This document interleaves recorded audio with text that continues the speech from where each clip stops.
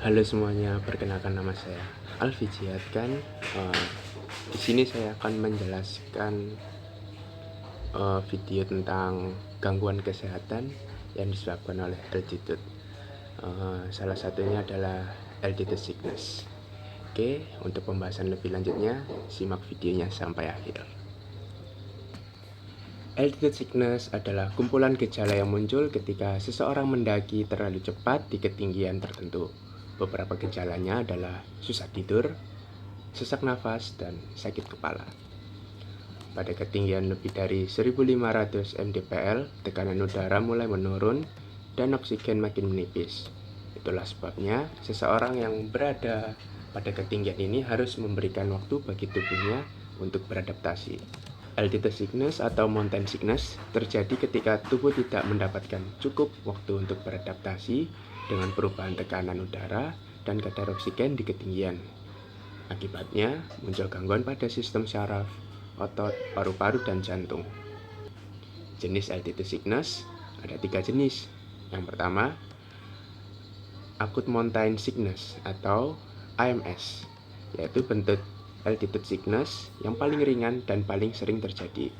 Yang kedua, high altitude cerebral edema atau HC, yaitu penumpukan cairan di otak yang menyebabkan otak membengkak dan tidak berfungsi normal. Yang ketiga, ada high altitude pulmonary edema, yaitu HP, yaitu penumpukan cairan di paru-paru yang menyebabkan gangguan fungsi organ tersebut. Edema paru ini bisa berkembang dari HC atau terjadi dengan sendirinya. Penyebab altitude sickness. Altitude sickness terjadi ketika seseorang berada di ketinggian lebih dari 3000 mdpl. Pada ketinggian tersebut, tekanan udara pastinya akan semakin menurun dan kadar oksigen makin berkurang.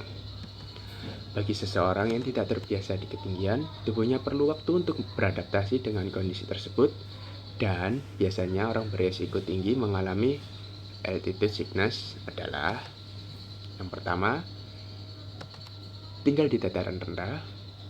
Yang kedua, pernah mengalami altitude sickness sebelumnya. Ketiga, mendaki terlalu cepat, lebih dari 300 meter per hari. Dan yang keempat, jalur pendakian yang sulit dan membutuhkan banyak energi. Kelima, menderita gangguan pada jantung, paru-paru, dan sistem saraf lainnya. Gejala altitude sickness. Gejala altitude sickness biasanya muncul ketika seseorang berada di ketinggian lebih dari 3000 mdpl.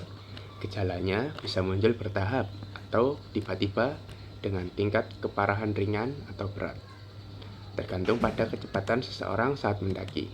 Nah, itu makanya kenapa seseorang saat mendaki tidak boleh langsung keburu-buru naik, apalagi di ketinggian lebih dari 3000 mdpl. Dan beberapa gejala umum yang terjadi akibat altitude sickness adalah: yang pertama, susah tidur, kelelahan, mual dan muntah, sakit kepala, jantung berdebar, dan yang terakhir, sesak nafas. Tapi itu yang masih ringan. Dan kalau pada kasus yang parah, altitude sickness bisa menyebabkan sejumlah gejala seperti kulit membiru, dada terasa seperti ditekan, batuk berdarah, sulit untuk berjalan, linglung, dan yang terakhir adalah penurunan kesadaran. Pertolongan pertama pada altitude sickness: segera turun atau bawa teman kita atau penderita yang mengalami gejala altitude sickness di ketinggian yang lebih rendah. Sambil membawa teman kita atau penderita di ketinggian yang lebih rendah, langkah pertolongan pertama berikut ini dapat dilakukan untuk meredakan gejala altitude sickness. Yang pertama, longgarkan pakaian penderita dan beri ruang yang cukup agar penderita bisa bernafas.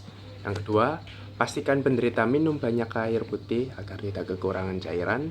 Yang ketiga, berikan paracetamol atau ibuprofen untuk mengatasi sakit kepala.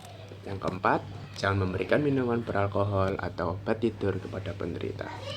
Jika penderita sedang berada di gunung dan kondisinya tidak memungkinkan untuk turun, hubungi petugas evakuasi untuk membawa penderita turun.